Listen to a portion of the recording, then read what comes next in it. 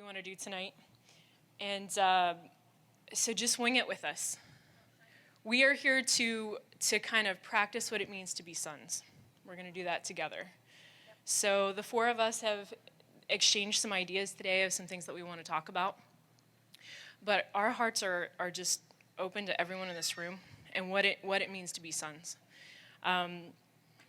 This past weekend we had SOS, and it was really, really powerful. It was my first time going through it as a student, as a son. And coming out of it, it was really burning on my heart how important it is that we practice sonship. Because I think we talk about a lot of things a lot of the time. And that's really important. There has to be some kind of a foundation of having conversation about all of these things that we do in the kingdom.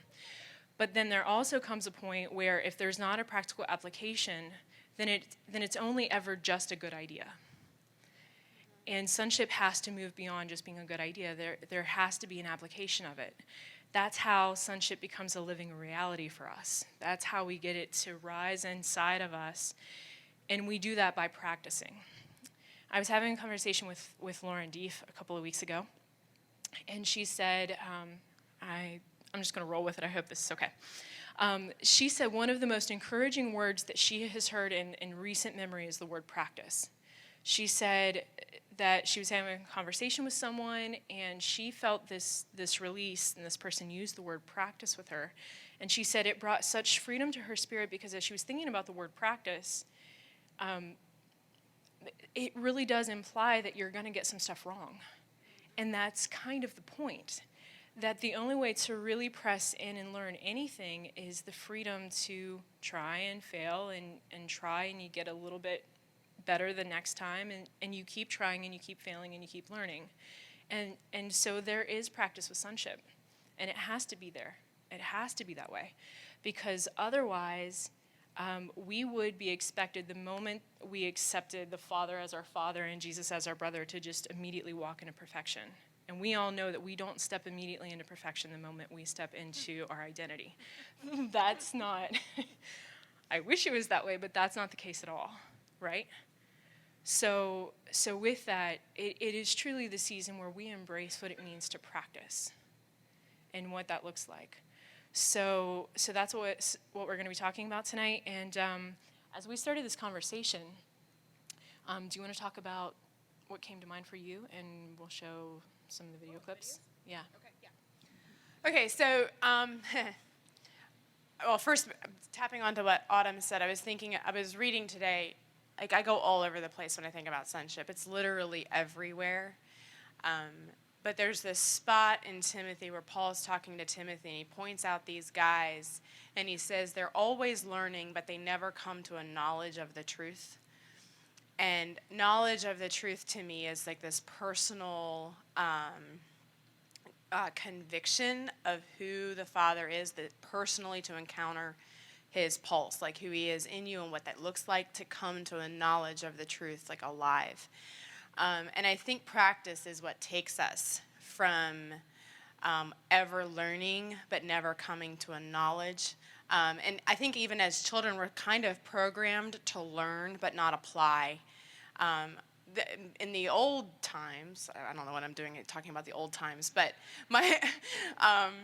it can be more specific. Like back when they did apprenticeships, they took a young person and they apprenticed that young mind to learning the skill, and eventually it became a hands-on perfection of that ability or that skill.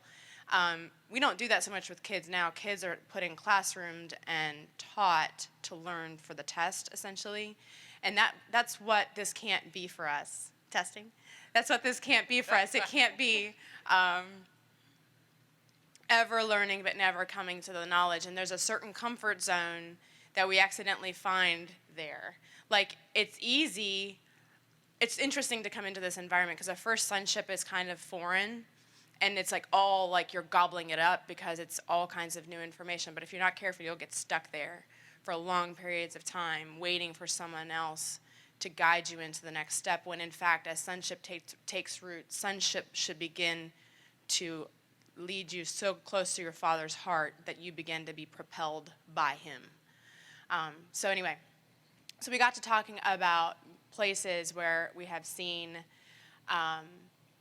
this kind of demonstrated. And I was thinking about, like, I hate this part of sonship. Like, if I could skip it entirely, the Father knows that I would. I really detest failure on all fronts. I just hate it.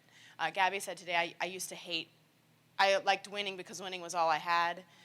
That's how I saw myself with performance. Like, performing and achieving and accomplishing things was what I saw for myself. So that was tough. Failing all the time still is very hard for me. But I was thinking about The Matrix, and the Lord's got me in The Matrix right now. How many people have seen the movie The Matrix? Waving enthusiastically. And I feel like I should, like, stage an intervention if you have not seen this movie. But it is kind of sci-fi, and it's not everybody's cup of tea. But essentially, what'd you say? It is pretty. That sounds about right then. But there's the concept of the movie is that there's a wool pulled over, like a world pulled over your eyes to blind you from the truth, okay? And one by one, people are set free from the false reality into the reality of things. And Autumn and I were discussing how the practice of sonship often brings us to this point where you have to actually jump. You have to actually jump.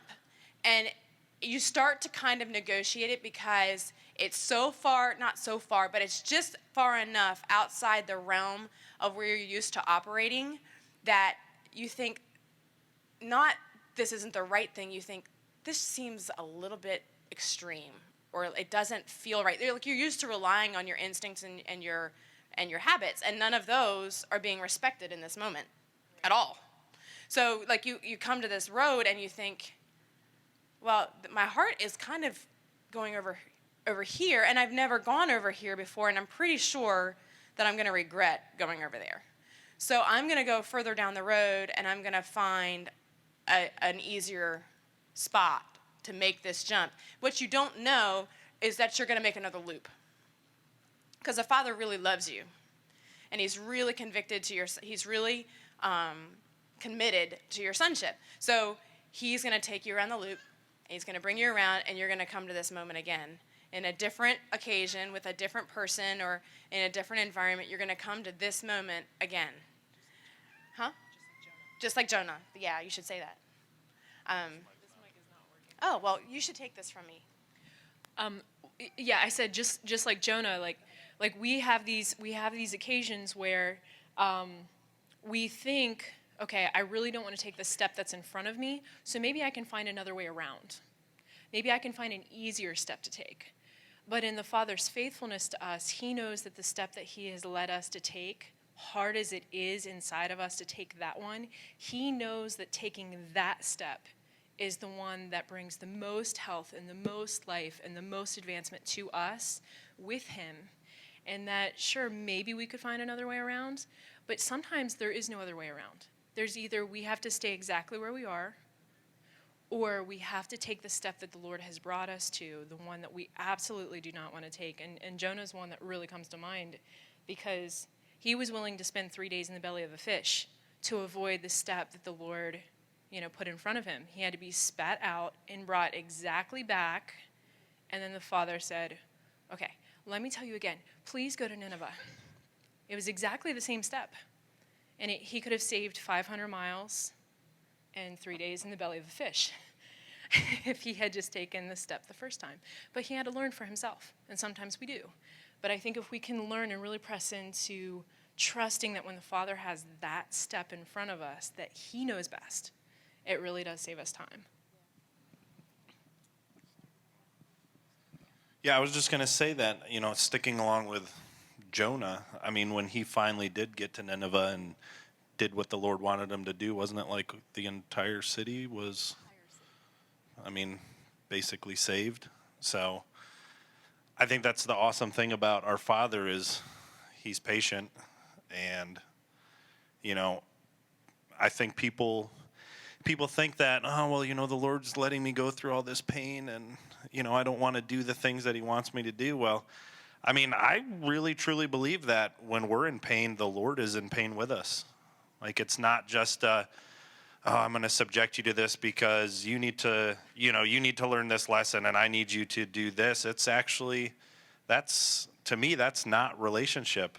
That's not the relationship that the Father wants with us. So, I just really feel that, when we're going through this stuff, even though we can't see it, the reward at the end is always worth it. No matter how painful, no matter how terrible the road has been, he's not setting us up for failure. The Father is not setting us up just to us to almost get there and I can see it, and then get the rug pulled out from under us. That's not our daddy. So I don't know where I was going with that. I just wanted to reiterate with Jonah how, in the end it was totally worth it, and an entire city was saved. I don't know if the Bible talks about what the population was, but I think like 600,000. yeah. So I mean, that's a lot of people. Going off of what Matt said, I was just going to say about how on the other side of those hard things, it's always more of him. Like when we're basically like here at like a crossroad, if you will, of like, okay, this is really hard, like, or I'm going to do a scapegoat or whatever around there, but we choose to press through the hard thing, like he just smiles because he knows like we're going to get more of him through that. And I think the reason why some things have to be difficult or hard or painful is because if it was all easy, then how would we mature? How would we really, truly advance? And, for us to scapegoat, and how he brings us all back around, it's like he's not going to let that go because he is so committed to our sonship, and he's not going to reinforce, something we're not. So, like, for him to bring those hard things back around, it's in such love that it like propels you, like even, that hunger and just wanting more of him propels you through it, where it's difficult, but it, like you said, it's so worth it. So with all of us, we know that movies really speak to us, and we really see Jesus and things like that, especially in this particular movie. So, Diane, do you want to talk about what this clip meant to you? How about we watch it, and I will get in my head about it, and taking the step looks like it's the end of me. It looks like I'm going to fall to my death. Like it's terrifying. And it's completely illogical that taking that step looks like, by all natural means, this makes no sense whatsoever. This is dumb. Why am I about to do this? But what I love about that is Indiana Jones has this really incredible relationship as far as it's kind of a love-hate thing with his dad. And he's constantly learning that his dad knows better than he does. And so every time he comes to these situations where he has to take a step in his identity, like the voice of his dad, his natural dad, is always in his head, and that's even his dad's journal. And so as he's reading these things, if I do this, it's going to work out. Though it's not in so many words spelled out for him that it's all going to work out. It just says, take the leap, and it will work out for you, Take that step.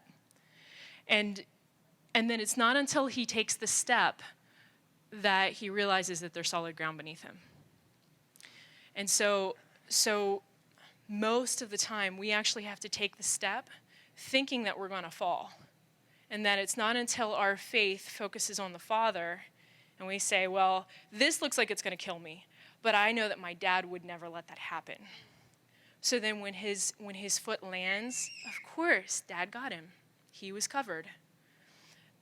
But he had to make the decision to trust the Father more than he trusted what his eyes were seeing. And that is true of sonship for all of us, no matter what the circumstances are. I mean, sometimes it's as simple as, should I take this job? Or sometimes it is something much, much harder.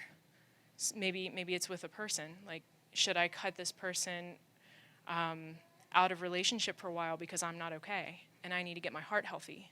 Or just something hard. Like, we all have hard things. But in sonship, we have to be willing not only to take the step in relationship with the Father, but then we have to have ones around us that can reaffirm our identity. And like like even in that clip with Indiana Jones, his friend is in the next room saying, "You have to hurry. You have to make this decision because you're on a schedule here. You got to go and do the thing you got to do, and you got to get back here because time's crunching." Something else about that too is his friend was encouraging him to make the choice, not his father to make the choice for him. So the faith then becomes, the trust is already established with the father to his son, but then the son has to actually walk in that faith that is being offered to him. And the Lord isn't making the decision for him, but he's covering him and allowing him to do it. Yeah. And the thing about the relationship with the father is when we're young, the father teaches us. That's when all of the training happens. And then there comes a point in sonship when the father has to step back and then allow the son to make decisions for himself. And that's exactly what's happening there. And that's why, like, you see the father laying there whispering. It now is just this internal voice for the son to say, okay, what did dad say? What did dad say about this? Okay, I remember. It's in me already. I've just got to take the step and figure it out now. Go ahead. I was just going to point out, I don't know if you guys could see it real well, but as soon as he took that step, that bridge across, he could see it. It totally became visible. The way that he was supposed to go totally became visible to him. And I'm not saying that always happens right away when you take that step. Sometimes you take that step and it's like, what's my next step? You know? Or, yeah, now I really can't see. But I think a lot of times that when we do take that step, even if we can't see it, a lot of times the ones that are around us can see it. And they are there to say, you need to keep going. This is the right way. You know, you're not doing this all by yourself. Thank you. I love that part when it switches to his dad, and he's just like, you know, basically like believe, like trust in me type of thing. And then you see Indiana Jones, it's almost like he just like lets it settle in his heart, like the words and life from his dad. Like, it's almost like he's becoming more aware of, like, okay, like, I know who I am. I'm my dad's. Like, I love that part. I love it so much. So we were thinking about this a little bit, and this is how it looks for me typically. I just lost my train of thought, so I'm trying to yammer until it comes back to me. No, it's right there. Okay. No, it's literally right there. Hit a little harder. Huh? I wanted to think about... Oh my gosh. Take a minute. Okay, go ahead. I'll come back. Oh, yes, I remember. Okay, there it is. Okay, thank you. I need a sound effect. Okay, so when I realized recently that I have a really bad habit with my father. And the cool thing about the process of walking into increasing power and authority with your father is that you start to identify places where you're still thinking like an orphan or like a slave. You don't even know it's there until you come up on it and it's this cleared roadblock for you. And so one of those things that I found for me is that it's not so hard for me to have an impulse in my heart towards somebody else. Like, I'll see them and I'll just be filled up with something for them, or I'll have an instinct about them, or sometimes I'll have a hard thing, but it's not as often. Like it's not hard for me to look at like Matt, for instance, or Valisa or Courtney and have something in my heart to give, or like in some way to pour out. What's hard is the doing of it. And I realized, like I was talking to these guys today about this, and I realized, okay, so why in the doing do I depart from my Father? So if I'm so focused on the Father that I can look at Lauren Deef and like overflow with something for her, and then think, okay, I need to go like share that with her, or like or honestly, if there's something I want to do or not do, like it's in my heart, that's the instinct that I want to follow, that's Jesus in me, that's the right thing for me, but the doing of it is hard. And so what I don't understand, like what I had this bad habit of knowing what the Father in me was, like knowing what Jesus in me was for that moment, but lacking the courage to do. But what I found is in that place to press in more to his heart. So like, if I do want to do this thing and I lack the courage, all I have to do is press in more until I'm so compelled by his heart for that thing and so filled up by his desire for that thing that the boundaries kind of become irrelevant. Like, I want to be about my Father's business like Jesus. And when I'm about my Father's business, I'm so filled up with what he is passionate about and what he is hurting for and aching for with people and with the earth. Like, that's why we're here. Like, we're sons restoring the earth. And so we're always going to go against the world on that. It's never going to be comfortable. It's always going to be kind of against the grain. But in that place, like in the moment we're taking new ground inside of us, usually first, the moment we're taking new ground inside and we're crossing over that spot, we're so compelled by the Father and his heart for it and his achingness of it that it's what, it bursts us into that thing regardless of the boundary we feel inside. Like, there's always going to be some trepidation probably, but it pales in comparison to the burning of his heart inside. Like, so instead of departing from him to fulfill, like, that's where I was a slave. I was thinking, okay, this is what Dad wants me to do. So, okay, Dad, you stay here. I'm going to march off and do your orders for me. That's not it at all. He's like, well, I'll come with you if that's okay with you. Like, I'll stay here if you want, but I'm happy to come along. Like, yeah, so you link arms and you go. I just love that word compelled. Because, like, to me, it's like, okay, to me, I think if you're compelled to do something, then it's completely out of relationship. And I think that's a difference of, like, walking in your sonship versus, like, just a duty. So, it says that Jesus was compelled to go, to places and pray for people, whatever, go into the desert. And it was, like, all because of love and just his relationship with the Father. Like, it was never a duty, or he wasn't like, oh, I want to, the Lord wants me to go into the desert. Like, yeah. So, like, I think for us, like, when it becomes what you were saying, like, internal, like, harvest, if you will, like, it's a natural thing that comes out. Like, I just can't help but go and pray for that person. I just can't help but go, and just flows out versus like a robotic have to try and do this and that one. No, it's so organic. Mm-hmm. It's a relationship. And I don't have to worry about misses so much if I stay with him, because if I stay with him, like, I know that's a kind of a weird way to phrase it, but that's what I mean, like, to stay with him instead of pulling my attention away. If I stay with him, he can continue to fine-tune what I'm seeing. So even if my initial impulse was missing, if I stay with him in every step of that, he will continue to fine-tune, like, a timely thing for that person. Okay.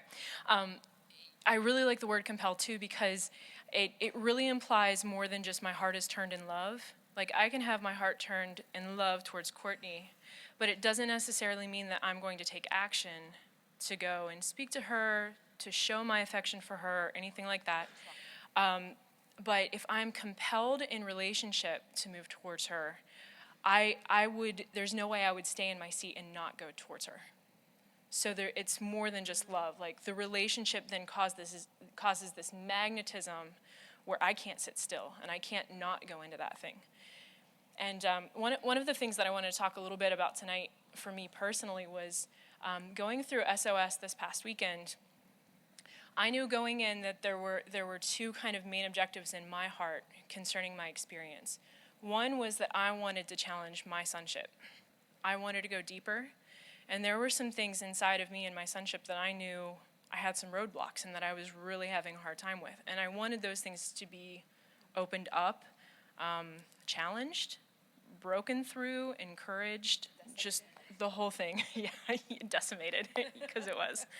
And then the other thing, my other reason for being in the room is that to be in a room with my brothers and sisters, the ones that I am walking the closest with, I wanted to witness their sonship being birthed too. So for me, it's not just about my becoming, it's about our becoming.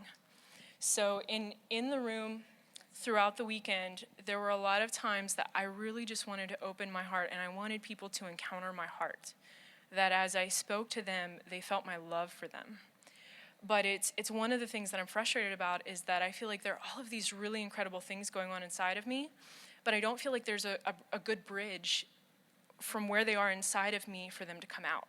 It's probably my greatest frustration. I don't feel like I'm a good bridge builder. And so I feel like some of the avenues, that things on the inside of me, the way that they're coming out of me, it feels like they're lacking my love. And then that kills me because, yes, it's outside of me, but if you could see the beauty on the inside of me, that thing was wrapped up inside, and then it came out of me without it, and then you're looking at it like it's like leftovers from 3 days ago, it for me, it's the most precious thing I could give you, but it's lacking in something as it comes out of me. So that's something in my sonship I've been aware of that I've really been frustrated with.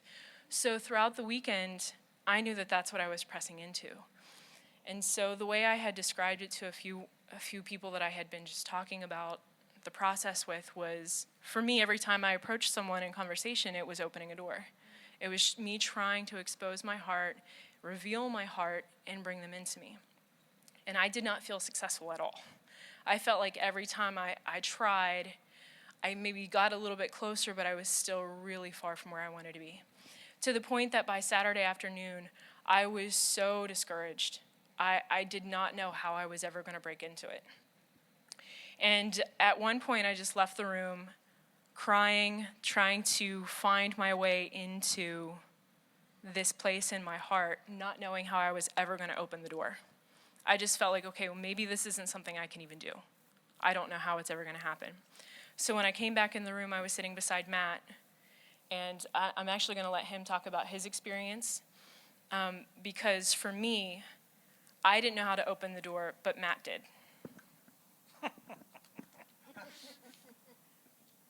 So I think I knew you were really frustrated and unsatisfied, and I just knew your experience wasn't going the way you wanted to. Just because I know you, I have a relationship with you, and I know you well enough to know your body language and your mannerisms and all that. And so we're sitting in our circle, and we really hadn't done, if you've been a part of SOS, you know that we do a lot of exercises and that types of thing. And we really hadn't done any up to this point, and here we are Saturday afternoon, and we only have one evening session left. And so Randy Strombeck was like, well, why don't we do a little exercise where, why don't we open up about the things that we think impede us from, walking in our sonship. And so, I don't know, when I think of let's do an exercise, I think of like, hey, let's get up and put it into practice. And there was just a lot of talking going on. And don't get me wrong, I really enjoyed what people were talking about, but I was like, this isn't it. And so I let people finish their thoughts and everything, and I was just like, all right, well, something I really struggle with is a feeling of inadequacy, feeling that I can't do the things that like Mark and Ben and Randy and Steve Burris do, and like I feel that way a lot. Being able to really dive into someone's open heart and pull out what they want and need to be pulled out.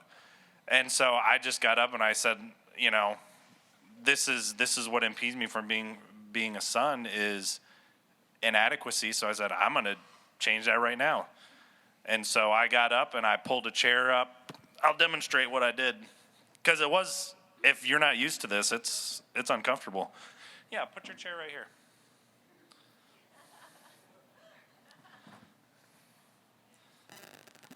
So this is literally how close we were. And I brought Autumn in this close. We were just like this. And I said to her, I know you were unsatisfied. So what do you want? What can I do to make you satisfied? And at this point, I have no idea what the heck I'm doing. Like, I've never done anything like this before. And so I'm just like, I'm going to wing it.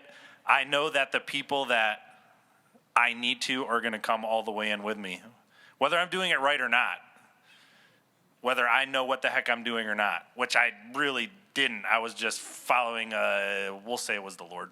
Gut feeling / the Lord.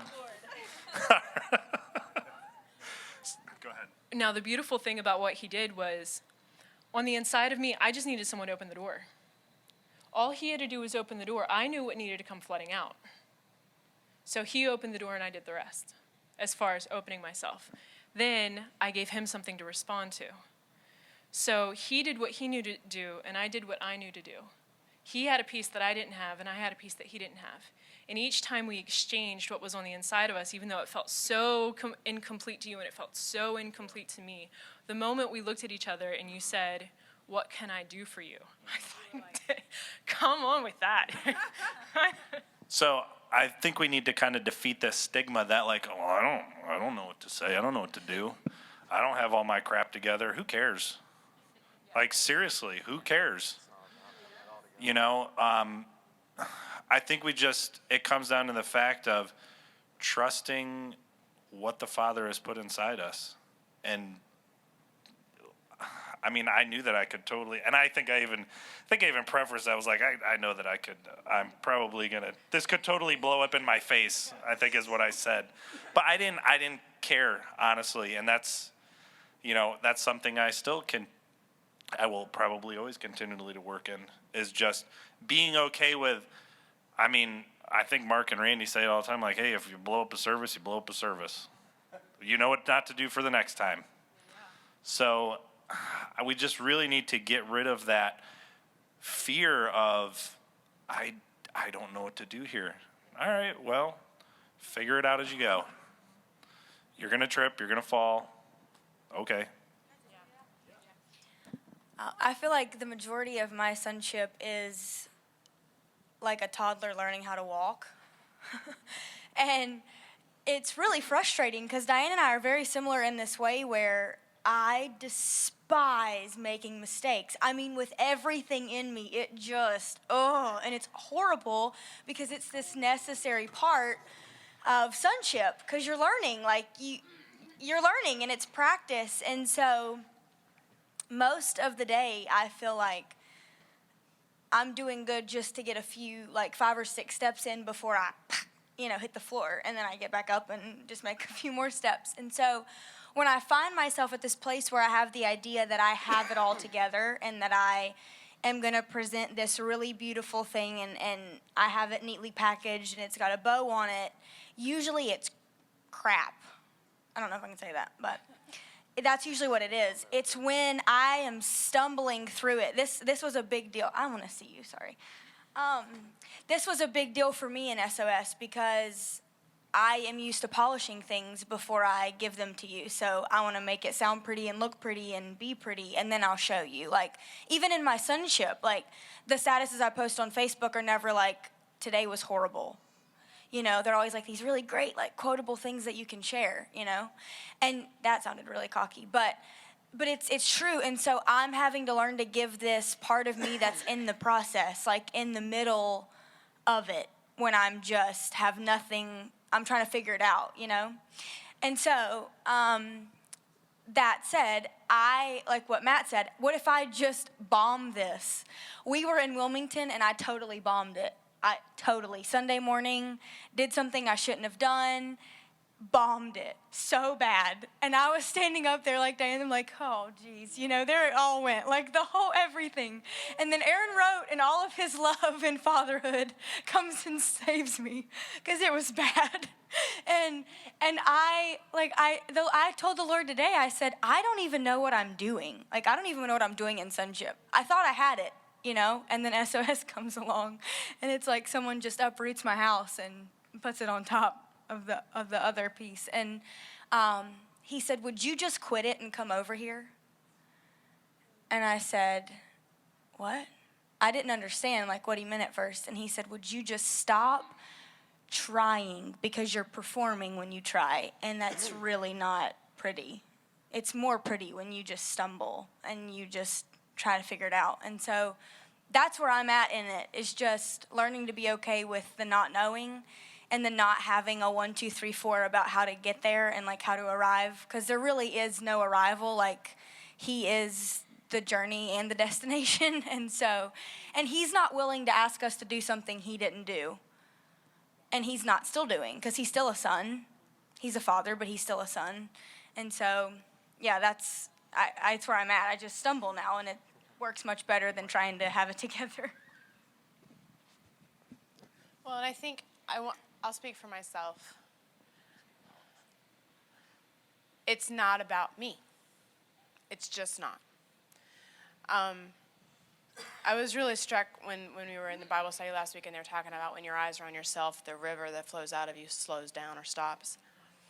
And I think that that's so indicative. Like the moment we become paralyzed by fear of what the Lord has put in us or asked us to do or all these things that are in us, we're already done. Like it's time to start over again. Like it's time to fix. Like I go back. Like I have it pulled up here on my phone. Like in Hebrews 12. Like I love Hebrews. But in Hebrews 12 it says, since we have so great a cloud of witnesses surrounding us.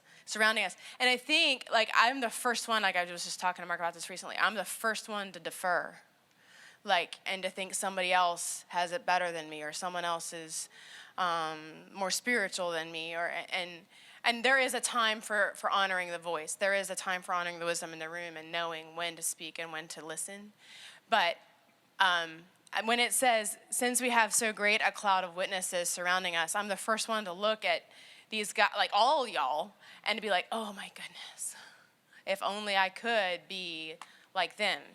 But that's not what the Father has called me to. And so that should encourage me. Like Courtney is free to fail at a gigantic scale. We are all free to fail in a gigantic scale because of the other people in this room. Like none of us are gonna laugh at Courtney for failing. Right? None of us. None of us laugh at Devin if he fails. None of us laugh. Like that's inside of us, but that's not reality. The family in this house, the family of the Father, is super forgiving and gracious, just like he is. So there's all kinds of room to fall. So like, let us lay aside every encumbrance and the sin which so easily entangles, and let us run with endurance the race. And then this is my favorite part. Fixing our eyes on Jesus, the author and perfecter of our faith. And I never thought about Jesus having faith. I don't know why I never thought about that, but like, he has the ultimate faith. Who do you know that would lay his entire life down like that and go to a cross and know that it was worth it? Like to die like that with so like shame heaped upon him. There was no glory in that death at all. Who for the joy set before him endured the cross, despising the shame, and has sat down at the right hand of the throne of God. I love that. Fixing our eyes on Jesus and letting him, like we said, letting him and his person and the love of the Father and everything that fills us and completes us to compel us in our sonship and not to guilt us or feel dragged into these things. That's not the point. The point is to be so filled up that our sonship erupts out of us. Hi, sorry I'm late. But I've been listening in the car as I've been coming over.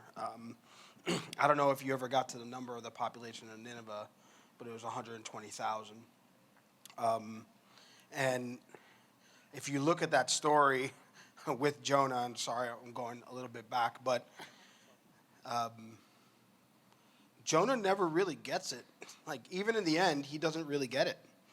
And I mean, this is how Jonah ends. Like it's only 4 chapters long, and it ends God saying, "Should I not have compassion on Nineveh, the great city in which there are more than 120,000 persons who do not know the difference between their right and left hand, as well as many animals?" And it ends. Like book over. And you would think, like, you're sitting there and you're thinking, wait, what? Like, I want to see, like, the redemption of Jonah. I want to see him, but no, it just ends at this place where he's angry and in contempt. And God's telling me, those are my people. I sent you there to talk to my people. And if I look, I'm really getting down to this point that sonship is truly an exploration in expanding my capacity to love. And that's what it is. And if I would look at Corinthians, like if I went to the love chapter, let's go to the love chapter.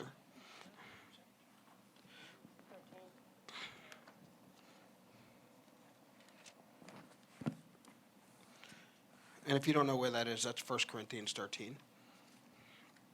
But we all know, right? We all know what love is. But love or sonship, and I'll just repeat it, sonship is truly the ongoing exploration or ongoing ability to expand our capacity to love to the point where we get to love like Jesus loves, okay? Now, the thing is that you don't do that alone. You have to do that with Jesus. Like, you don't get to do it without Jesus. And for anybody ever in like, internet land, if you're watching, we never negate Jesus. It's not our exploration of love on our own. It's our exploration of him. Right? We don't do it without Jesus. But if we look at 1 Corinthians 13, you will see here where it says, where am I? Love is patient, love is kind, love is not jealous, love does not brag, love is not arrogant, does not act unbecomingly, it does not seek its own, it is not provoked, does not take into account a wrong suffered, does not rejoice. That feels like a lot of stuff to do, right? But we need to understand that love is greater than the sum of its parts. So, doing all these things does not equal love. It just means that you are doing these things. You can do these things completely outside of the context of love, and it just be really, really nice things that you're doing. Right. So I look in the world, and I see very patient people. And I see people who are arrogant, and people who don't act unbecomingly, and people who are not seeking their own, and people who are not provoked. And I think a lot of times what we do in our quest for sonship is we try to grab hold on to these things and say, well, once I'm able to do all these things, it's going to equal love and I'm a son, but that's not going to do it. The only way that you achieve these things is by pursuing love, and then those things will come with it. We can't pursue these things on an island. We have to pursue love.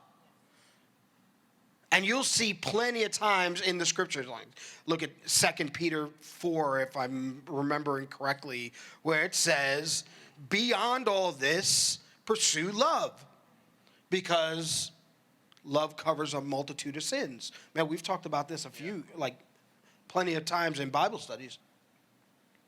So if I pursue love, if I pursue increasing my capacity as a son to love and not increasing my capacity for patience, then I will increase my patience. Does that make sense? If I increase my capacity to love, because there's always more patience to have, because there's somebody else out there that will test a different part of you and patience. There's always an opportunity from the business world. I'm sorry, I didn't mean to. I just have 45 minutes to catch up on you guys. I look at it from the business world. I work for Amazon, and you should see how much kingdom culture actually exists in the business world. You would be like, I talk about movies. Just go into business, into big businesses, and you'll see kingdom culture when they talk about servant leadership, right? Where'd you get that from? So our CEO was talking about great companies. He was talking about Fortune 500 companies, and not even Fortune 500 companies, like Fortune 10 companies. And where they always go wrong is that they pursue being number one in something. So if you're a company and you're pursuing being number one at something, when you reach number one, what are you pursuing? So you become stagnant. You become stagnant. But for us, if we're pursuing serving people constantly, there's always a better way to serve someone. So I'm not pursuing being number one at anything. I'm simply pursuing serving you, or serving, or being a servant, which, look, you could be a servant and not a son, but you can't be a son and not a servant. Okay, you need to come, and it said, I mean, Jesus said, I came to serve the world. I came to serve this place, not to be served. So when we look at the life of Christ, he wasn't trying to be the Messiah. Okay? He wasn't trying to be the Messiah. He was trying to be a son. And in trying to be a son, his capacity to love continually grew. And then he was able to manifest himself as Messiah.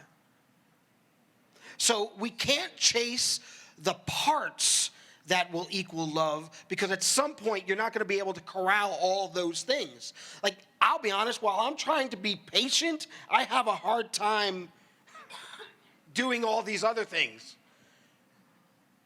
Okay? But when I'm trying to love, I don't have the attention span for it. Like, I can't even pay attention to myself talking right now. But so if I'm just trying to pursue these things as individual parts, I will fail. But if I'm trying to pursue love, him, Jesus, then all those things will come. Because the kingdom culture is a love culture. So I seek first the kingdom of God, all other things will be added unto me. Well, these are the things that will be added. And other stuff. And a lot of other stuff.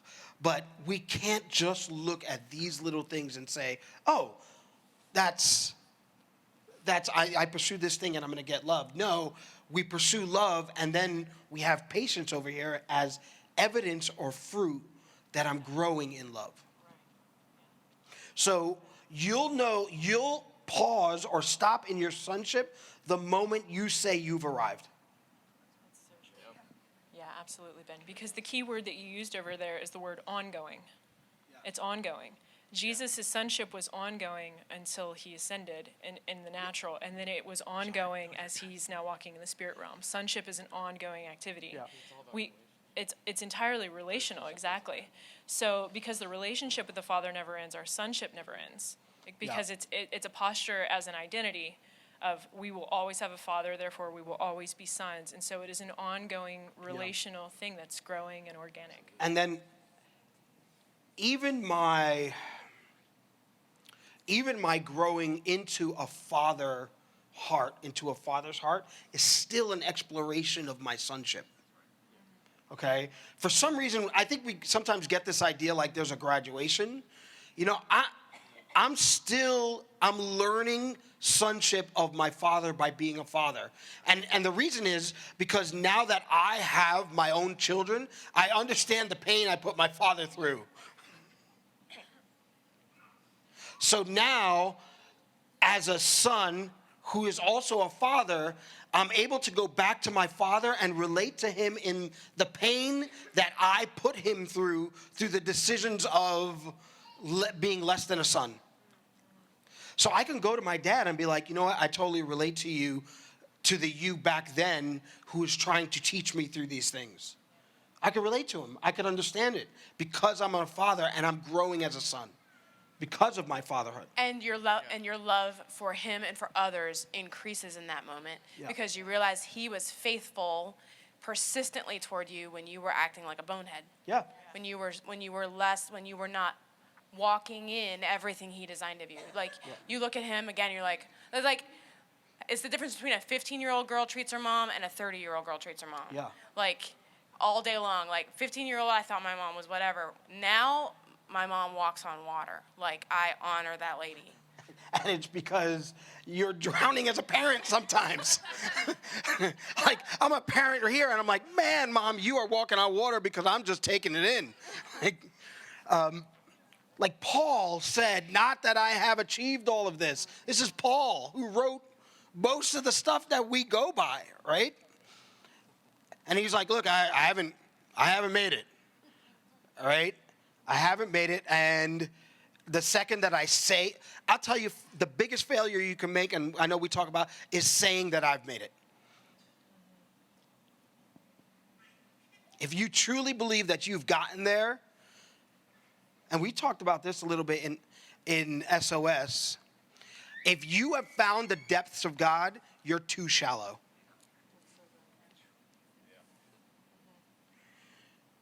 Because if you found the depths of God, all you've really found is the depths of yourself. Because deep calls out to deep. So if you're willing to, if you're going to hit the bottom of the floor, the ocean floor level of where God is, that's probably as far as you want to go in your own understanding of yourself.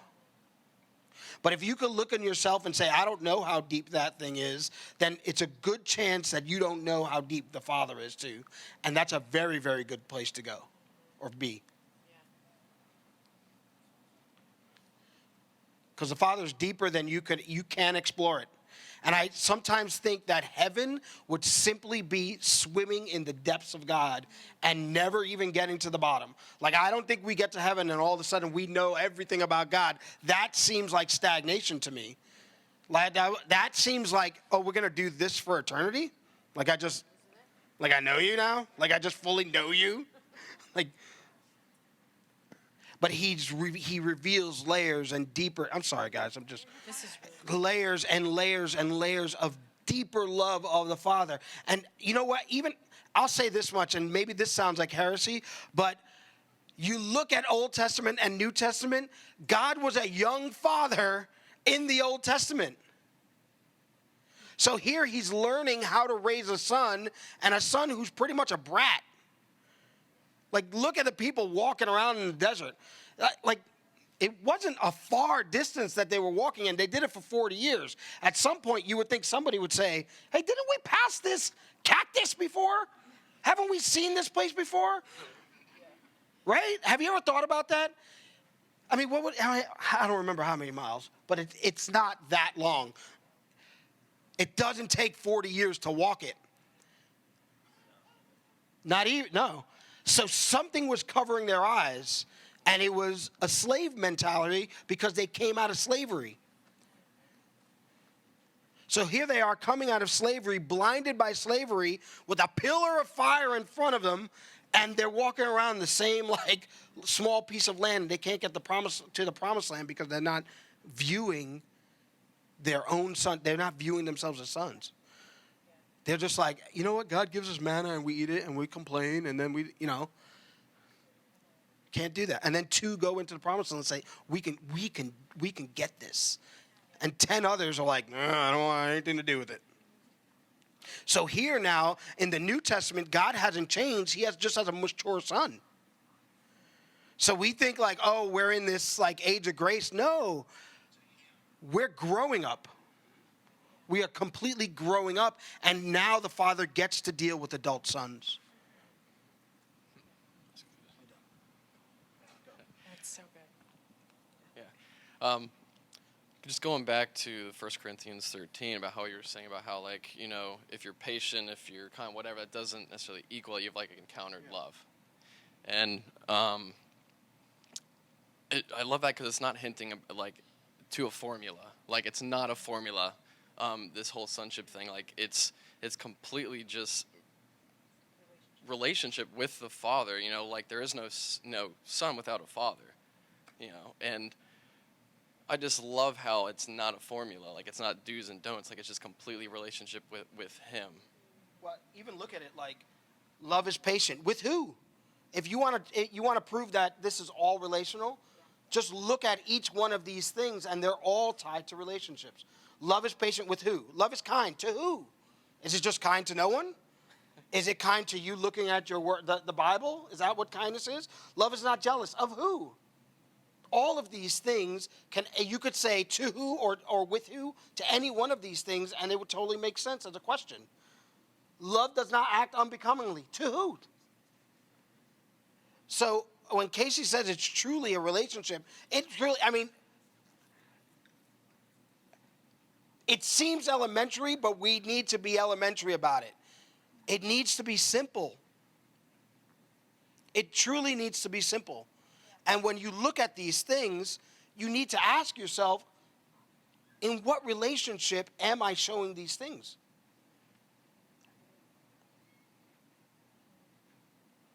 Am I operating in love and these things are the fruit, or am I trying to operate in these things and I never get to love? Yeah. So I haven't explored my sonship and my capacity to love is small, so I'm going to slip every time, like Jonah slipped, bringing it back to Jonah. Now he's just angry because a tree is not there to give him shade anymore, and it's hot. Like, that was Jonah's capacity to love was extremely small. I think that's where it goes back to when your heart is compelled in one way towards somebody else, allowing the Father to be with you in love the whole way through it, so that you aren't just compelled by the Father's heart toward them, but you're also compelled by His love the whole way through. Like, do you understand what I'm saying? Is that making sense? Does that make sense?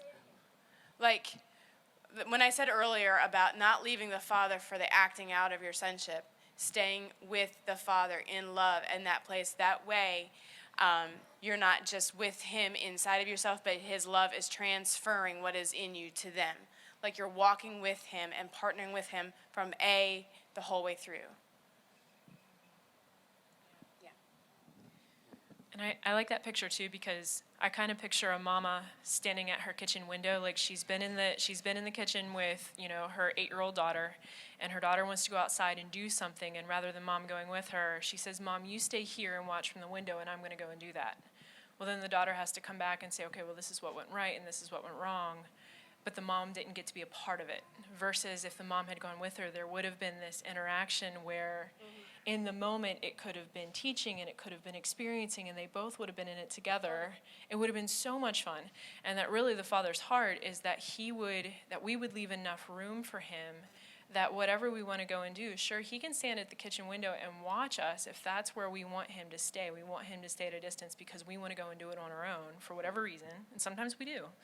Sometimes we do leave the Father behind to say, I want to go and do this on my own, because, I don't know, I think in certain places in our sonship, we think that it proves something to us, like I can stand. I am capable of taking care of myself. And it really goes into independence then.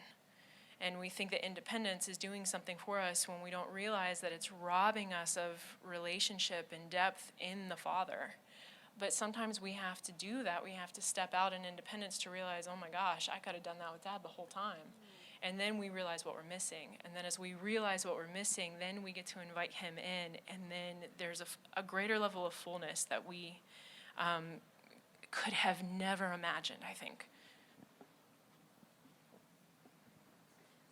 Also, kind of going back to 1 Corinthians 13, I don't know, but if anyone's ever prayed for patience, but anytime I've ever prayed for patience, I just get more opportunities to practice more patience. But if I actually just ask for love and to walk in love, then I don't have to, like, it's almost like I'm asking for, like, more behavior modifications. That's right. But what love, or what these really are fruits of, it's a product of love. It's a lifestyle. And so if I ask for love in a situations where I am maybe struggling with patience, it's actually going to allow me to see patience for what it's really supposed to be, which is relational. And I can apply that to whatever circumstance or whatever relationship I'm in at the moment. Yeah.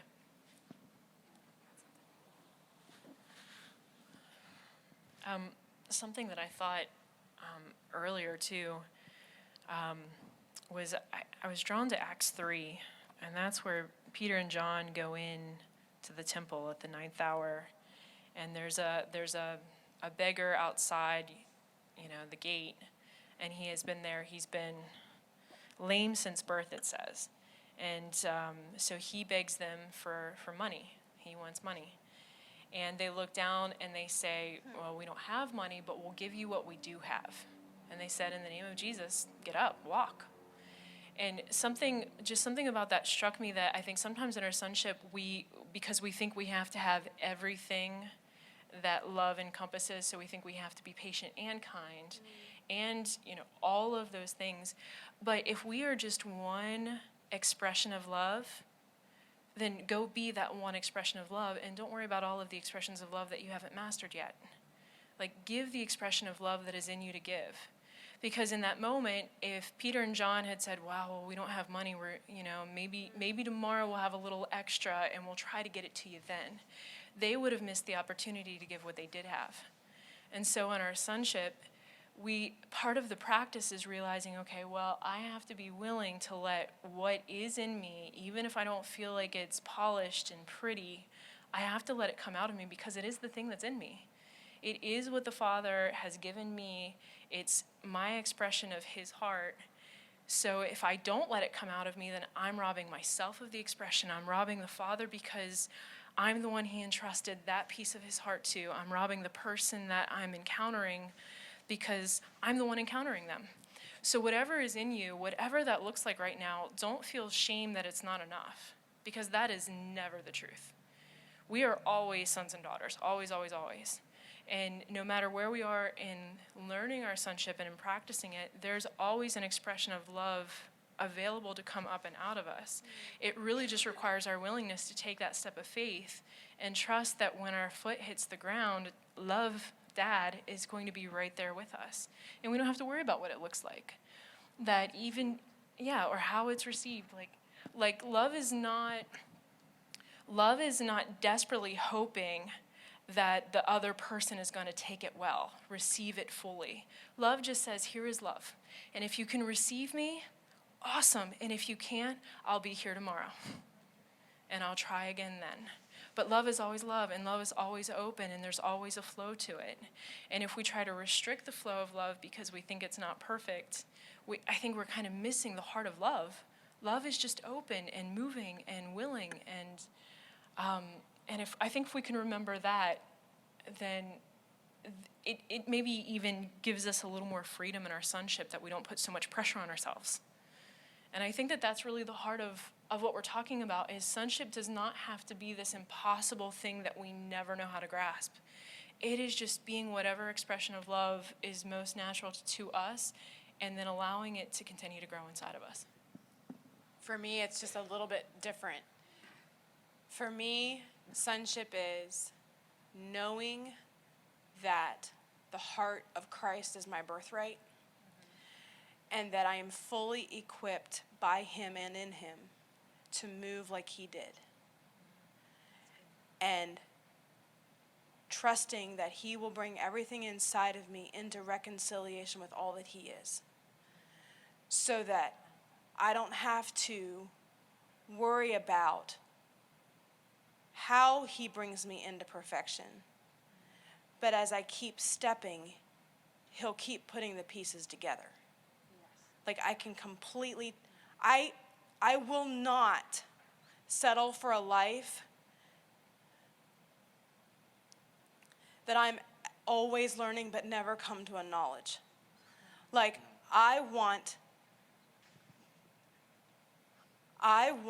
the reality of who he is to be adopted into, like we talked about reconciliation on Sunday.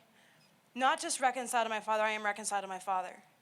But I want every characteristic of who I am to be reconciled to the standard that he is. He is the standard. He is the condition for my life. So, and I don't want, because I'm in him and I'm so important to him, I don't want there to be a part of me that sits outside of his vision for me because I'm too stubborn about it. Like that's always he knows me. Like he knows there's always gonna be parts of me that are a little stubborn. Like Diane's just not ready to talk about that part yet. But at the end of the day, I want everything, every detail of my life to be reconciled to his standard and made completely open to you, and thereby reconciled to you. I think that's good. I think what you brought up in Acts 3 is a beautiful picture of that. Because we get very comfortable in sitting at the gate or the door of the temple, and just simply asking for God to hand out the daily blessing. Like, Father, or give me the daily blessing. Like I need the day to get by, and that's not what he's looking for. So in this story, what's cool was healing was not the end game. walking was the end game. Healing was simply a bridge to get to what the end game was, and that is walking into the beautiful door. Yes. Okay? So you know that the door of that temple was called Beautiful, and who we consider beautiful. So at that point, where we could either, in our sonship, we could either sit at the front of the beautiful door and simply ask for the daily blessing to get by today, or we could receive the healing as a bridge to the end game, and that's walking through the door. Right. Yes. Yeah. Yes. And that's what happened to this man when he grabbed Peter's hand, right? Peter's hand, John's hand. He leaps up, and his ankles and feet are strengthened. And at that point, he received healing, but that wasn't the end game. The end game was to walk into the beautiful door, and that's what was the increasing of his capacity, is to walk through that door. And sometimes, I think we experience a lot of healing going through Jesus, who's the door, but sometimes I think we need to go get a lot of healing just to get up to the door. It's true. Because we've stayed so far away, and we're like, you know what, God, I am not able to come close to you. And he's doing this whole healing work just to get you up to the door, just to, get through it. But that's not the end game, to knock on the door. The end game is to walk through and experience everything that the Father is, that Jesus is. The depths of who he is. Later in Hebrews 12, it says, he disciplines us for our good, so that we may share his holiness. All discipline for the time seems not to be joyful, but sorrowful. Yet to those who have been trained by it, afterwards, it yields the peaceful fruit of righteousness. And here's the part that I love in tied to Acts 3. It says, therefore, strengthen the hands that are weak and the knees that are feeble, and make straight paths for your feet, so that the limb which is lame may not be put out of joint, but rather be healed. And that's what I'm after with becoming like Jesus, with following that model, that in my hands no longer weak and my knees no longer feeble, that I would be like him, and like the disciples, and that healing would follow behind me for all those around me. I've been thinking that if we aren't practicing our sonship, if we aren't practicing walking in love, being fully who we are, then at best, we are only maintaining what has already been established. And I love, a couple of months ago, Ben was teaching on a Sunday morning, and he said, we didn't come this far to only come this far. And I think in who we are, I think we have to realize that as people, we have come this far so far, but there's so much more to who we are relationally that will continue to unfold and develop and grow in us and around us and because of us. And so that's why it's so important to practice, to truly allow ourselves to learn how to be fully ourselves with one another. Because we can't just maintain what has already been established, though that's good. To some degree, you do have to maintain what you have established, or else you'll eventually lose it. So you do have to maintain that, but not in exchange for not going any further. Like, you didn't get to 5th grade and then say, well, I think I've learned enough. I'm just going to maintain this relationship, because then what happens is, you can go that far, but then there are things beyond that you won't be able to get to until you say, well, I'm going to learn a little bit more now. I'm going to learn a harder thing, and I'm going to have to practice it for a while, and then eventually I'm going to get pretty good at that. Then I can move on to the next thing. And that our sonship is very much that same way, that we can't be satisfied with how far we've come. Like, we can be content with it. Is it Mark said, be content but never satisfied. That there's this thing inside of you that you're content with what the Father is doing in you, and you're content with who you are because who you are is beautiful. But at the same time, there's always more, and there's always opportunity for more. And that hunger and that willingness to continue to look at relationship, like, I know these guys up here with me pretty well, but I cannot wait until tomorrow with them, because I'm going to learn a little bit more of them. As their hearts grow, I get to grow with them. And I have relationship in my life right now that I knew them as I was a kid up into a certain point. And then we stopped walking daily with each other. And now I have affection for them. And I have a general knowledge of who they were up until that point. But because I did not stay in relationship with them, I have friends that I was friends with until I was 18. And so the last real relational memory I have of them is at 18. And now at 33, they're not the same. Their hearts have grown and experienced so many things without me that now, until I apply my heart to come back in relationship with them and learn them today, I really only have memory of them. And so that's the thing about sonship. I can't be, I can be content with what I know about Diane today, but I'm not yet satisfied because I want to know her tomorrow and the week after that and the month after that. And I have to do that by walking in relationship. And we do that with each other. We do that with the Lord. He does that with us. And then that is one of the ways that we practice sonship, is really just walking in relationship and keeping my heart open, that I want to know how Matt's week is. So on Friday, I'm going to text him, and I'm going to open myself up, and he's going to open himself up, and then we're going to exchange our hearts, and I'm going to take all of his good inside of me, and I'm going to take all of his bad inside of me, and vice versa. That it's the beautiful picture of how we get to practice this thing and be part of each other in it. I don't know if somebody's talking. I mean, do you guys watch animated movies? Like, do you guys make sure to watch? You got to watch animated movies. I think we were talking about that in text. You got it, because there's so much wisdom. Like, here's the church that encourage you: go and watch movies, because, like, Jesus is speaking to people, and he's saying, hey, good overcomes evil, and he's saying it through movies. Like, every movie is about good overcoming evil. Go see Kung Fu Panda. See every single one of them. And you'll find so much Jesus in it. And I remember youth group 7 years ago here. One youth group, we just sat down and we're like, okay, we're watching Kung Fu Panda the first time, because there was just so much revelation. And from what you were saying, and this is like my favorite quote from the movie, but Shifu, just go watch it, all right? And you'll know who Shifu is. But he says, if you only do what you can do, you'll never be better than what you are.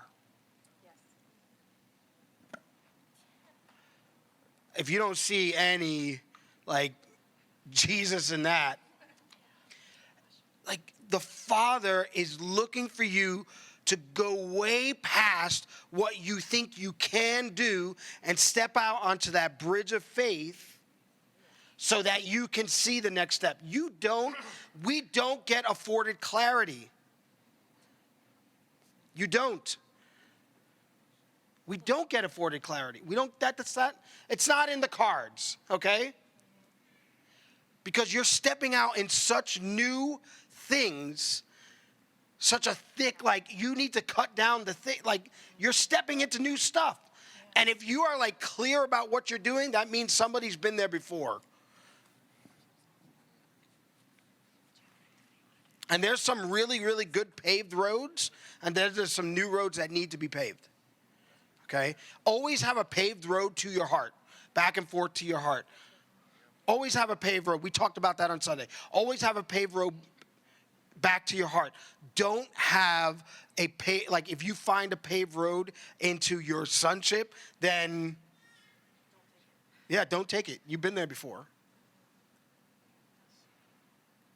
This is truly expanding our capacity to love, which is sonship.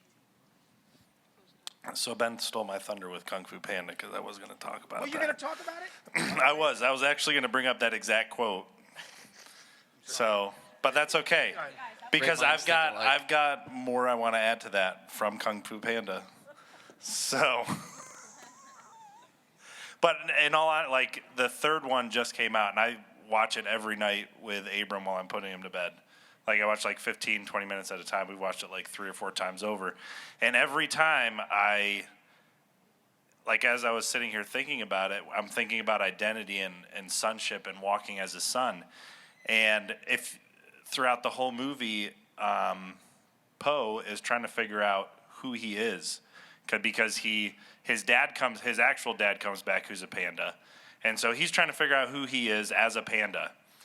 And it's awesome because he teaches them how to be the best them, not how to be the best who he is, the best version of him. He is teaching them how to be the best them. And in doing so, he unlocks their identity. Okay? And so he, at the end, obviously there's going to be an epic battle sequence or whatever. And so he's fighting the main antagonist, and he's losing. But so in order to save him, the people that he was just teaching how to unlock their identity, because they knew what their identity was, they're in turn able to unlock his identity. They figure out who they are on the inside of themselves. They figure out what they're supposed to walk in. And because of that, they unlock who he is. And I don't know that was even his intent. And that happens I think that happens to us a lot. Because there's times where I don't know what I'm supposed to be walking in. And then any one of these guys or any one of you guys could easily come up to me and be like, hey, because you're walking in something that you're walking in correctly. You know that this is who you are as a son. It's going to unlock something inside of me. So I think I'm just saying that to just reaffirming you guys that what you have inside of you, I need it. I need it to be who I'm supposed to be. I need it to walk in my total and full sonship. And you guys need what's inside of me to be able to walk in your full and total sonship. Yeah. So don't let your fear rob me of you. And I'm going to do my best to not let my fear rob you of me. So I'll tie it back to the scriptures so that you don't think we were just talking about Kung Fu Panda for 5 minutes. Yeah. Hebrews 11:6 says, without faith, it is impossible to please God. Yeah. Yeah. The Father is not impressed with what you know. Right. Mm-hmm. He's impressed with what you're willing to find out, what you're willing to step out into. And that even includes your own sonship. Mm-hmm. What you know about your sonship doesn't impress the Father. Mm-hmm. It's like, he's happy you know it, but it doesn't impress him. What moves him, what pleases him, is the stuff that's over there that you're willing to go get, that you may not see, that you may not know how to achieve, but that's what pleases the Father. That faith to know that it's out there, and that diligence in us to go get it. Yeah. And that's why it's this constant, not that it's like, it's constant and relentless and we're never going to get to the end of things. It's joy because there's more. Yeah. Yeah. There's joy because there's more.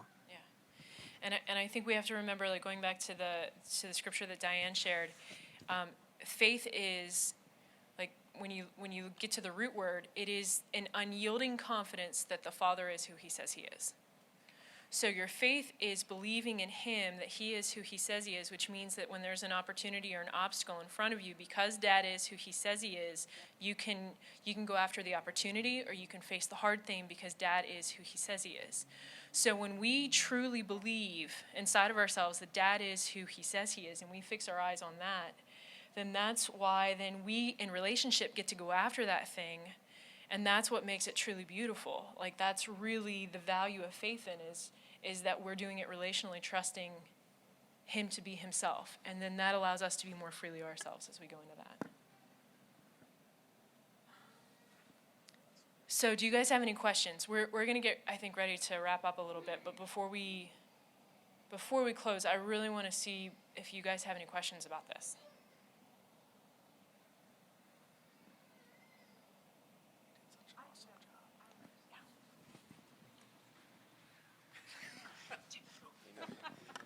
Okay, so in my experience of being a son, some of my family members can't handle it.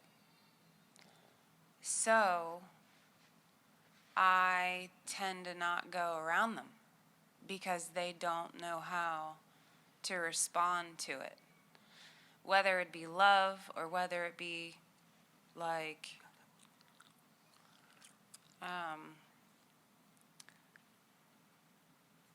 love that doesn't look like gushy love. They don't like confrontation, and or they don't come around us. So I try really hard to do what Mark says, is instead of trying to disagree, find something that you agree with them. But honestly, there's not a lot. So I just love them, love them for who I remember them being, and hopefully that comes back around. But what I'm saying is I want to spend more time with my own blood family, but they don't necessarily want to spend time with us because they think that we're too intense, is what we always hear, which I'm liking that I'm too intense. So I really don't care about that part, but what I care about is the time that I'm not having with them is basically I'm using text messages, and that's not good enough for me. So how can you be yourself so intense but tune it down? I mean, it's basically the same thing I've been talking about for the last 3 or 4 years I've been here. And I've been trying to do everything, but it just doesn't work. And the thing that works the most is shooting them text messages of, hey, I'm thinking about you, I love you, what are you doing today, blah, blah, blah. But that's just so surface, and I'm really sick of it. So how do you get past that?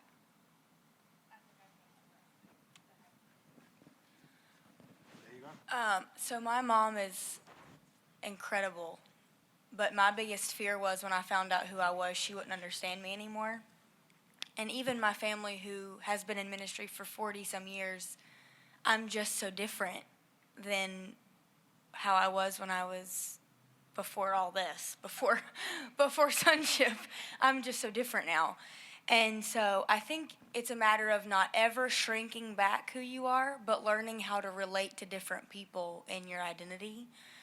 Because even when I'm on the ambulance, I'm Courtney, but I have to relate to my patients differently than I relate to you.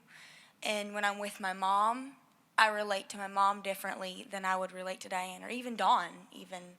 And to me, that just looks like, what is the expression of me in this moment? What, because I love my family, and being here and being in this family has caused me to fall even more in love with them. And I don't know if you felt that yet, but it makes you want them more. You start longing for them more than you ever have. So definitely, I think reining yourself in is not the answer. I think it's learning how to, no matter who you're with, what is the expression of me? How do I relate to you in my identity? And I'm on this super huge kick now about just being flat honest, nothing hidden. And I thought I was honest before, because I usually just say what I think. But there's a difference between saying what you think and being honest, in my opinion. And it's a matter of sitting down with, your sister, and just say, listen, I really want to be with you. I have this longing in my heart to be with you, but I need to know what that looks like for us now. What, does that make sense? Am I just talking? She doesn't want to have that talk. We've already tried that. She just doesn't want that. So I'm okay, well, am I just not to have a relationship with her? I mean, I'm kind of just left, you know. Like I don't like before it was I was so upset and I was so angry, and now I'm not angry. I'm just like, okay, well, I gotta you're just so like open up. Like I just literally just want to sit on them and just beat them until they open up, because like they're so close. No, I know I'm not going to, but like that's just how I feel, because like everybody's so closed up, and like I can feel that they're so closed up. So I'm just gonna give you a little bit of my personal experience with my brother. I have 3 brothers. My younger brother, we've never gotten along ever. And so our first koinonia, my dad was here, and I don't even remember what someone said, but we were supposed to be like speaking into each other and, you know, practicing this. And my dad just came up to me. He said, "Your brother is never going to," because my brother is the furthest thing away from having a relationship with the Lord and everything. He said, "Your brother is never going to be who he's supposed to be until you soften your heart towards him." And so, I mean, my dad and I just start weeping together, because I realize, like, I'm probably the closest one in my family to walking in my sonship, but I can't even love my brother.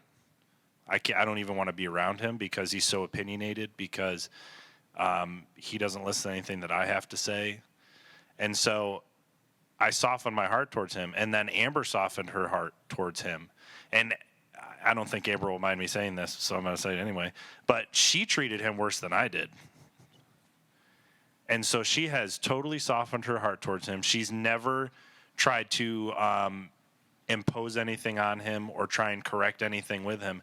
She's just totally opened up his heart to him, and now he will open up to her about stuff that he won't open up to my parents about.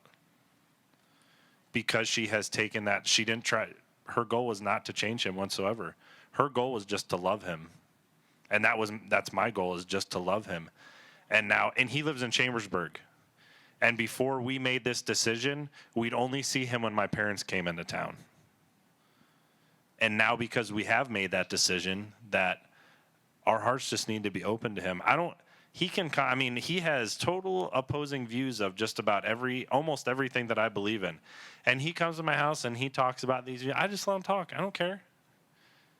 That's not affecting me or, you know, my sonship, because I know who I am and I'm comfortable in who I am, but I just want him to be there with me. Because there's no way that I can get him to walk in his sonship or help him walk in his sonship if I can't even be around him. So I guess I kind of, just to encourage you, that you don't have to change them. It's not up to you to change them. You're never going to change them on your own. But the love that you show them, how open you are with them, and I'm pretty sure you're pretty open. But you have to be with them. And then when you're with them, don't, let them talk about whatever the heck they want to talk about. And just love them. Sometimes people just need to run off at the mouth, and then when they're done and it's time to go, you go, I really enjoyed our time together. I love you. I don't know if that helps or not. Just giving my experience that I had with my brother. And I have a totally different relationship with him now. It's not where I want it to be. My goal is to get him here and be around my family. And I'll get there someday. But I'm going to keep loving him. One thing real quick, Becky, and I don't know if it's going to sound any different than what they're saying, but something for me that I've learned is, just because I'm walking or practicing my sonship more doesn't mean that I have to stop being a sister. And I think being a sister or being a daughter is in relation with being a son. And I think for my little sister, there was so much a part of me that got so caught up in me trying to be a son to her, acting out on my sonship, where I forgot what it was to be a sister to her. And so what I started doing is, just asking the Lord to take me back to what it means to be a sister. And that didn't rob me or stop me from walking in my sonship. It actually increased my capacity to be more of a sister, or me, be more of a daughter. And I could relate, because of where they're at, they need me to relate to them more as a sister. And, not so, walking in that is not taking away from my sonship.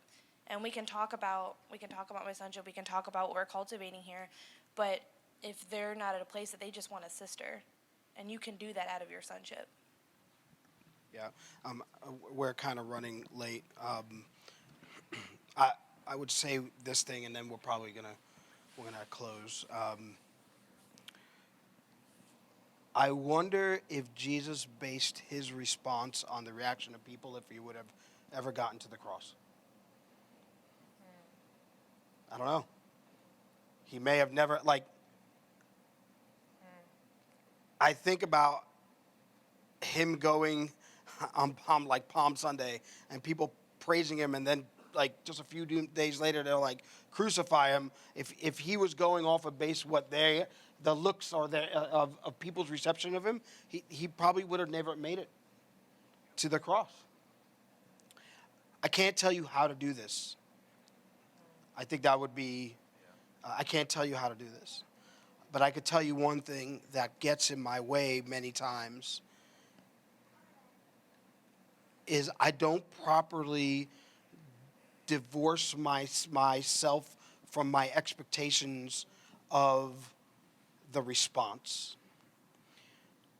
So in order for you to free yourself of this, you're going to have to love without any expectation of response. See, that's what's really tying you up, is the expectation of the response that you feel like you should be getting because you're showing so much love. I should be getting so much in return. I know you missed them. And that is Jesus' cry. But I think that's exactly how the Father felt too when he was like, Jesus, get down there. I miss them. I miss them. And Jesus walks and he just reveals himself, and he heals and he feeds and he does the thing that's in his heart to do. And as he's revealing, people are opening their eyes. But if you continue to say things, and this is for everybody, it's not for, if you continue to say nothing's happening, then we're not seeing with open eyes, because I don't know what's happening inside the heart of a person. Okay? And I think of the stone cutter and his motto. The stone cutter hammers away at a stone, and at the 100th strike, the stone breaks in the spot that he needs it to break. And he doesn't say that one strike was the strike, but he honors every single strike that came before it. Everyone. So you may be at strike 98, and it may take 1,000, but you have to honor every single one of those strikes. And if you guys do it together, I'm sure at some point it'll split in that place where you intended it to split. But if you stop, then you just spent your time beating a stone, and you'll have nothing out of it. You'll have nothing. So I honor every single strike that you have taken, but don't think that one day when you are walking with them and revealing the Father and all of a sudden they get it, that it was that one thing that you did. I guarantee you it was every single one of those interactions that you were revealing Christ that finally, and they say that the Father does, what is the saying? He takes a long time to do something suddenly. And that's because we don't honor all the strikes that came before it. So in your life, honor every single strike that came before it, because that's part of sonship. All right? And if you went up to a stone and you struck it and it took one time, great. But I guarantee you, you're going to have pretty big expectations for the next stone. And when you strike it that one time and it doesn't break open, you're going to be like, what the heck? Father, you have forsaken me.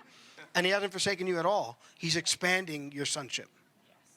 So, Father, I pray that you continually increase our capacity for love. Because we know the result would be sonship. We know the result will be all those things that you list in Corinthians, patience and kindness, all those things will come if I pursue love. And for those ones that I miss, that I desperately miss in my heart, Father, increase my capacity to love them. And to divorce myself from certain expectations that I may have so that I can actually freely operate in just love and not in results, but in love. Father, I thank you that you're revealing Jesus to us every moment that we seek him. And even sometimes when we're just sitting dormant and not seeking him, he shows up. And then sometimes when we're running away from him and turning our back, he's the rock bottom that we smack right into. So I thank you because that is your kindness. Your kindness is that you're always showing us. You're always revealing. You're always with. And you never forsake. So I pray that we continue. We keep moving forward. We step out in faith because we know faith is going to please you. In Jesus' name, amen.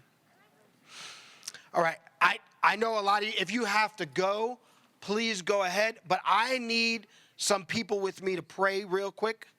If you have some time, you don't have kids that like just want to go home. If you have kids that you need to take home, God bless you. But if you have just a moment to come up here with me, because I have somebody I want to pray for. It's not going to be on camera or anything else. You're free to go. But I just need some people, some help. All right? So if you could do that for me, I would be so appreciative.